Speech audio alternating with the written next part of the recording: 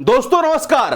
महाराष्ट्र से हर रोज कोई ना कोई खबरें निकलकर सामने आ रही है। शुरुआती दिन से हम लोग बता रहे हैं कि महाराष्ट्र में बहुत जल्द खेला होने जा रहा है। उद्धव ठाकरे हो या फिर शरद पवार, बहुत जल्द कोई ना कोई खेल होगा और महाराष्ट्र में कांग्रेस पूरी तरीके से अकेले पड़ जाएगी। लेकिन इसी बीच मैं आपको बता दूं कि महाराष्ट्र से एक ऐसी खबर आ गई है जिसे सुनकर राहुल गांधी अपना मुंह छिपाते फिरेंगे। जी हां, जिस आरएसएस को राहुल गांधी लगातार गाली देते रहे हैं या आरएसएस के खिलाफ बयानबाजी करते रहे हैं, उसी आरएसएस का तारीफ इंडिया ब्लॉक के एक बड़े नेता ने कर दिया। जी हां, इंडिया ब्लॉक के चाणक्य कहे जाने वाले शरद पवार ने आरएसएस की तारीफ कर दी है। इसके पीछे क्या मायने हैं, क्या वजह है और क्या है अंदर की खबर, आखिर क्यों शरद पवार ने इस वक्त आरएसएस की तारीफ की, हम सब समझेंगे इस वीडियो में। आज मेरे साथ इस वीडियो पर खास बातचीत करने के लिए हमारे प्रधान संपादक सुनील राउत जी हैं। सर, आखिर क्या वजह है कि इंडिया ब्लॉक के चाणक्य कहे जाने वाले शरद पवार ने आरएसएस की तारीफ कर दी? नहीं, बिल्कुल निश्चित तौर पर इसको आप एक लाइन में, अगर जैसे कि ना वन लाइनर का जमाना है, वन लाइनर में अगर पूरी खबर को डिस्क्राइब करना हो तो शरद पवार ने मारी पलटी, ये वन लाइनर है। ये वन लाइनर है कि शरद पवार ने मारी पलटी। अब देखिए, जिस इंडिया ब्लॉक का नेतृत्व जो है वो राहुल गांधी करते हैं स्वघोषित तौर पर, वो घोषित नेता नहीं है, इस वजह इंडिया ब्लॉक का वो करते हैं नेतृत्व। और उस इंडिया ब्लॉक का एक चाणक्य है जो कहते हैं कि महाराष्ट्र में रातों रात सत्ता पलट दी जिस चाणक्य ने, वो शरद पवार।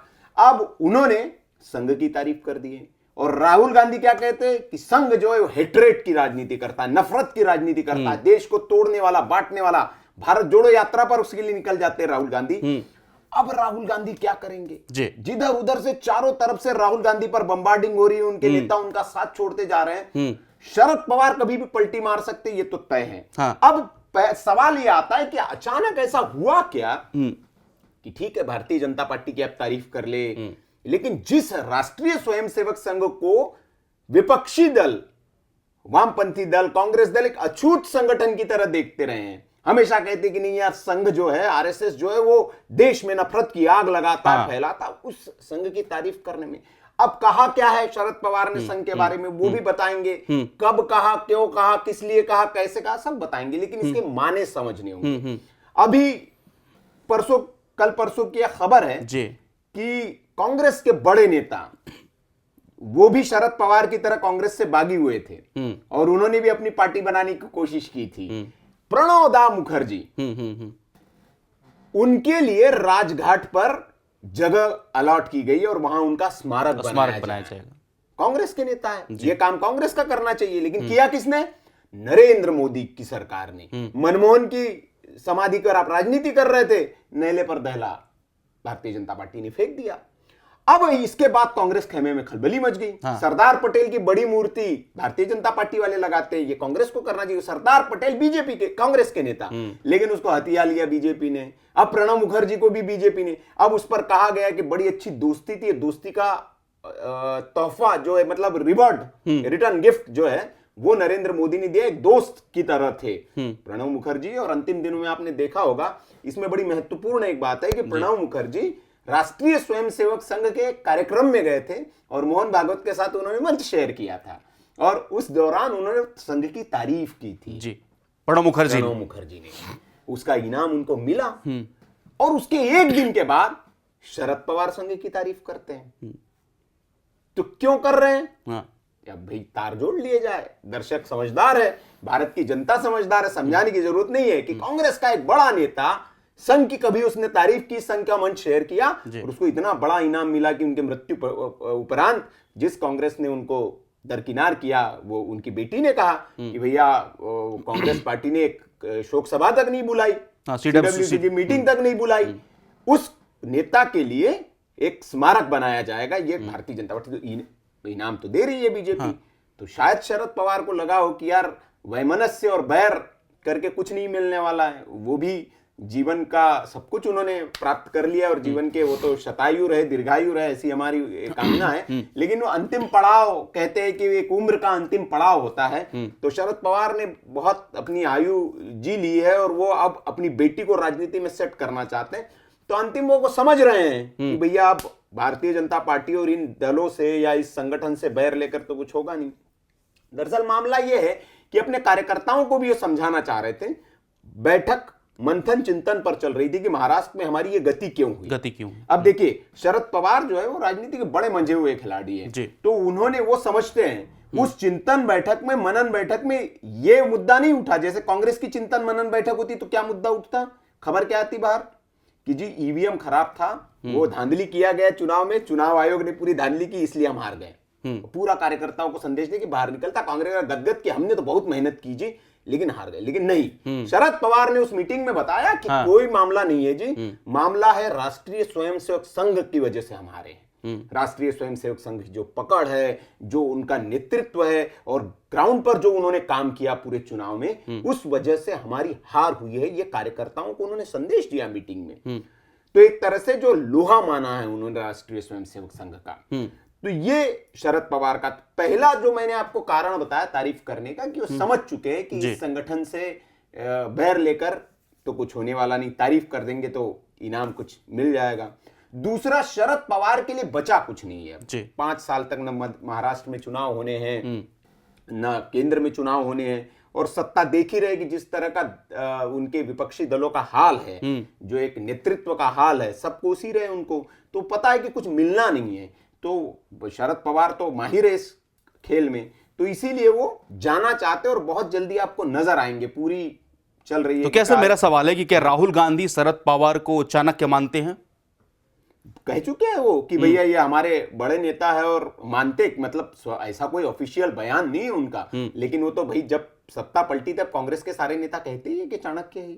लेकिन अचानक से सर एक तरफ देखिए कि इंडिया ब्लॉक के सारे लीडर राहुल को झटका दे रहे हैं। अभी उमर अब्दुल्ला का भी लेटेस्ट बयान आ गया है कि भैया ये जो आपने बनाया है कुनबा, इसको हटा के बंद करो भैया, हम अपना काम करेंगे। हाँ, अपना काम करेंगे। तेजस्वी ने कह दिया, ममता दीदी ने कह दिया, अखिलेश यादव ने कह दिया, उद्धव, शरद पवार, नहीं सब। इसमें मजेदार बात यह है कि सब केजरीवाल के साथ है। जब आमने सामने इंडिया गठबंधन के 2 नेता आए तो राहुल की इतनी भी, मतलब वो शब्द गलत हो जाएगा वो जो कहना चाहते मैं, लेकिन इतनी भी ताकत या इतने भी रिलेशन वो अपने गठबंधन के दलों से नहीं बना पाए। ये आपकी नेतृत्व क्षमता पर बहुत बड़ा सवाल है। कांग्रेस पार्टी को इस पर मंथन चिंतन करना चाहिए कि किस नेता पर आप दांव खेल रहे हैं, कि मतलब आपकी इतने भी रिलेशन आप नहीं बना पाए कि आपके तरफ एक नेता आके खड़ा हो जाए।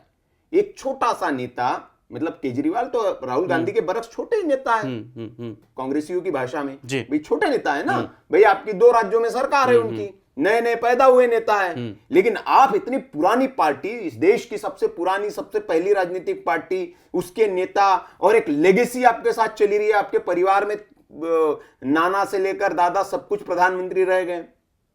मतलब नाना तो नहीं, दादा जो थे आपके, नाना ही कह सकते हैं उनको, तो नाना दादा बड़ा कंफ्यूजिंग मामला होता है। तो वो आपकी माताजी प्रधानमंत्री बनने वाली थी, वो चूक गई, पिता प्रधानमंत्री रहे, दादी प्रधानमंत्री रही आपकी, सब तो प्रधानमंत्री रहे, और उस खानदान का एक चिराग जो है उसकी इतनी भी वैल्यू नहीं कि आपके तरफ एक कोई आके खड़ा हो जाए। जब दोनों में से चुनाव करना आया, संजय राउत ने भी बोल दिया, और संजय राउत क्या आपके पार्टी के नेता बोल रहे हैं, पृथ्वीराज चौहान जो है कांग्रेस के पूर्व मुख्यमंत्री महाराष्ट्र के, बड़ा बयान उनका आया। उन्होंने कहा है कि भैया दिल्ली में तो बंपर जीत अरविंद केजरीवाल की हो रही है। कांग्रेस का नेता कह रहा है कि वो जीत रही है, कांग्रेस को अच्छा होता कि उनके पीछे लग लेती कांग्रेस। तो सर इस वक्त जिस तरीके से महाराष्ट्र में चुनाव हुए, चुनाव के 40-45 दिन बाद शरद पवार का जो आरएसएस प्रेम झलक रहा है, तो क्या इसके पीछे क्या सियासी मायने हो सकते हैं? मैंने बता दिए 2 मायने। एक तो यह है कि भैया आप उस प्रधानमंत्री नरेंद्र मोदी का मात्र संगठन है, भारतीय जनता पार्टी का मात्र संगठन है, राष्ट्रीय स्वयंसेवक संघ वहीं से निकली है, उसी कोख से भारतीय जनता पार्टी निकली है।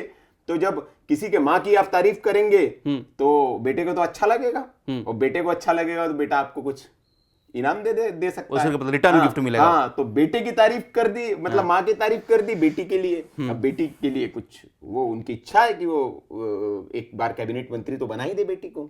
2025 में सर दिल्ली में चुनाव है, ऐलान हो गया, अब फिर बिहार में इलेक्शन है, और दोनों जगह कांग्रेस की स्थिति खराब है। दोनों जगह पर में तो है नहीं वो। तेजस्वी के बयान के मायने आपको समझने पड़ेंगे। ये उन्होंने चिढ़ के खींच के बयान दिया है कि मैं ग्राउंड पे मेहनत कर रहा हूं, आपका कोई कार्यक्रम नहीं है, कोई वो नेतृत्व ऐसा कुछ दिख नहीं रहा है, और जब चुनाव होंगे तो आप आ जाएंगे कि आधी सीटें दे दो। तो वो समझ रहे कि कांग्रेस लाइबिलिटी है इस वक्त, कांग्रेस एसेट नहीं है, बिल्कुल। कांग्रेस लाइबिलिटी है। बिजनेस की भाषा में अगर समझे तो एक एसेट होता है, एक लाइबिलिटी होती है। तो कांग्रेस लाइबिलिटी बन चुकी है, तो अब वो लाइबिलिटी को कोई साथ ढोना नहीं चाहता। तो महाराष्ट्र में खेला हो रहा है इस बार कंफर्म, शरद महाराष्ट्र पवार में आ रहे होना हैं। है। मैं देखिए, हाँ। जो बातें हमने कही है नीतीश, हाँ। दर्शकों से फिर हम एक बार कह रहे हैं कि हमारे रिवाइंड करके देख ले वीडियो। जो हमने कहा है वो हमारा, मतलब मैं इसके लिए बहुत श्रेय लेने की कोशिश नहीं करूंगा, लेकिन एक राजनीतिक समझ और ग्राउंड पर हमारे जो लोग हैं उनसे बातचीत करके जो हम तथ्यान्वेषण उसका करते हैं, तथ्यों का छिद्रान्वेषण करते हैं, उसके बाद जो बात कहते हैं वो हो रहा है। बिल्कुल। हमने कहा था उमर अब्दुल्ला 6 महीने का समय दीजिए, आप एनडीए की सरकार होगी, लगातार सिम्टम्स पूरा देखिए। आक्रामक मोड में है उमर अब्दुल्ला। उमर अब्दुल्ला वो कहते हैं ना, इनविटेशन दे रहे हैं कि लीजिए हमें, बीजेपी की ओर से भी अप्रोच नहीं किया जा नॉक रहा। कर रहे हैं वो। हाँ, बीजेपी चाहे तो कल कर ले, दरवाजा नहीं खुल रहा है। हाँ, तो वहां पर है ही जो हमने कहा 6 महीने में आप देखिए वो एनडीए के पार्ट हो जाएंगे।